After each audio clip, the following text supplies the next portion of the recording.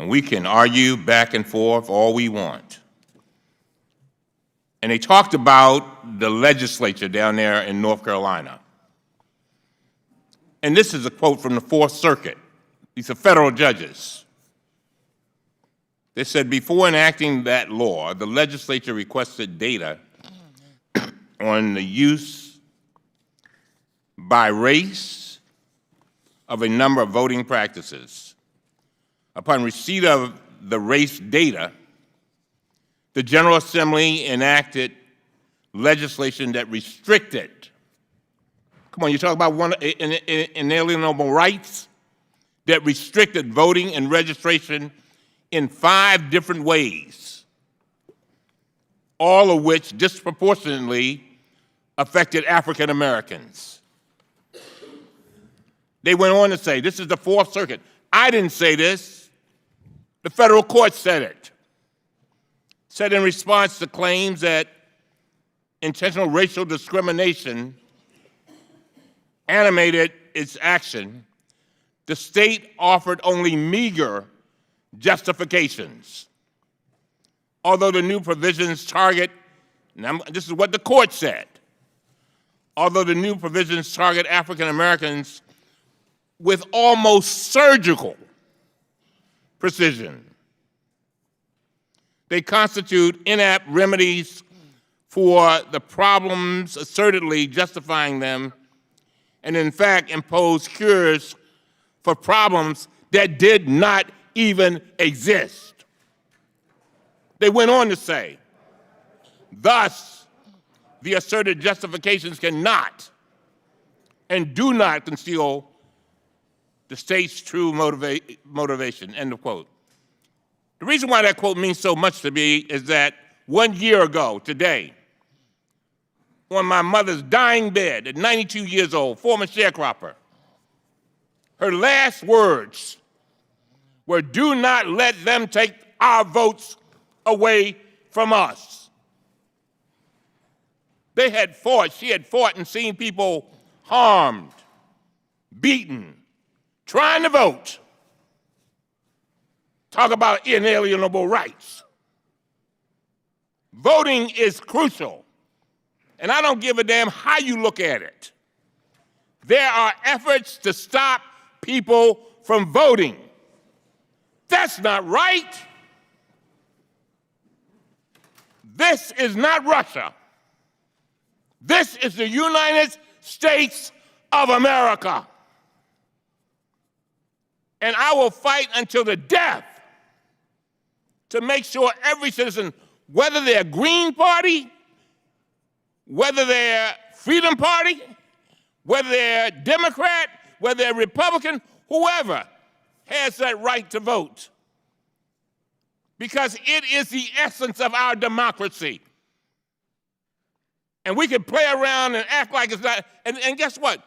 I want to be clear that when they look back on this moment 200 years from now, that there are those of us who stood up, and they'll be able to say they stood up and said, we will defend, they defended the right to vote. Because you know what the problem is?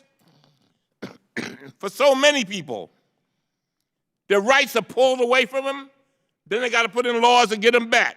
Pulled away from them. What does that mean? They cannot progress rapidly. They cannot progress with the rest of society. And all they're trying to do is trying to control their own destiny. I'd like to just hear your comments, Ms. Hobart and Mr. Mabrani, on the Fourth Circuit's opinion. So we have seen since 2010 a number of states move efforts to shut down opportunities for people to vote. We've seen proof of citizenship laws, photo ID. We've seen early voting days repealed. We have seen states that have election day registration repealed, all in efforts to make it difficult for people to vote. A lot of this is focused on so-called in-person voter fraud, which there is a 0.0003% percent chance that that happens. It is a very rare thing. So what we have is all these measures that are trying to tap down on something that isn't happening out there, and the end result is we see many people purge from voter rolls and other things with the thought that they're going to be addressing something that isn't happening very frequently. And so that is a real challenge, and one that we've seen in states across the country.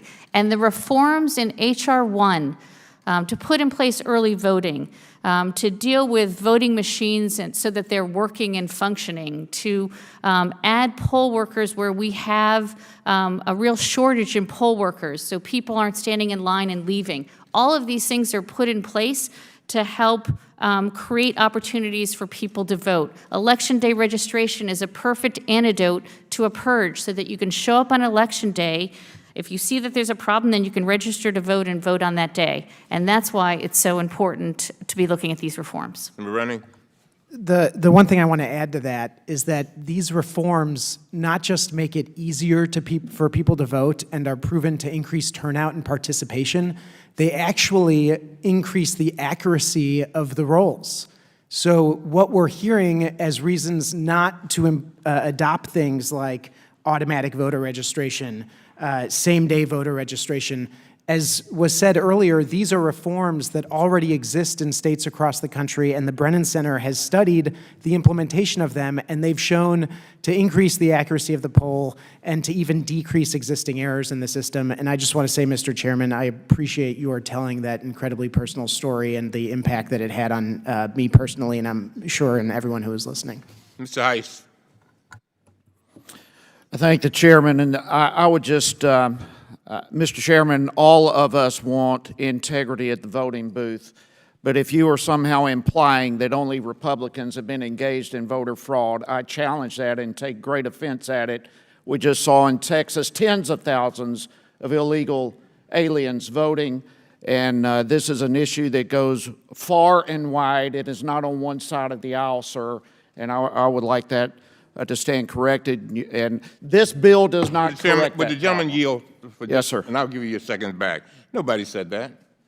I didn't say that. I quoted the court, and I did not just blame Republicans or anybody. All I know, I was trying to make it clear that it has been made far difficult for people who look like me to be able to vote, period. And we all need to be addressing that. That's what I was trying to say. Reclaiming my time. If you took it any other way, I did not intend it that way. It was certainly implied that way, Mr. Chairman, and Well, I accept what you just said.